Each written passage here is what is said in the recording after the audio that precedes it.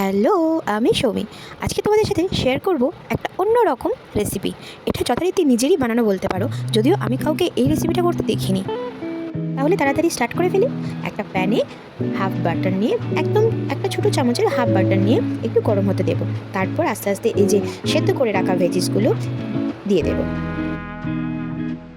দেখো, সত্যি কথা বলতে ডায়েটের খাবার কিন্তু খুব একটা ইজি না হলেও ইজি করাই যেতে পারে, তো সেরকমই আমি ট্রাই করছি।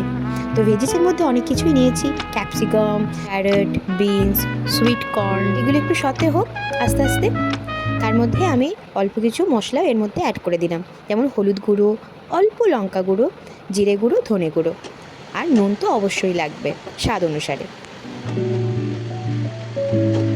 ওইদিকে ওটা হোক, এইদিকে আমি একটু একটা বাটিতে ছানা নিয়েছিলাম, খড়ি করা, তাতে অল্প নুন আর গোলমরিচ গুঁড়ো দিয়ে মিক্স করে নিয়েছিলাম। এরপর ওই যে ভেজিসগুলো যেখানে সতে হতে দিয়েছিলাম সেই কড়াইয়ের মধ্যে এই ছানাটাকে দিয়ে দিলাম।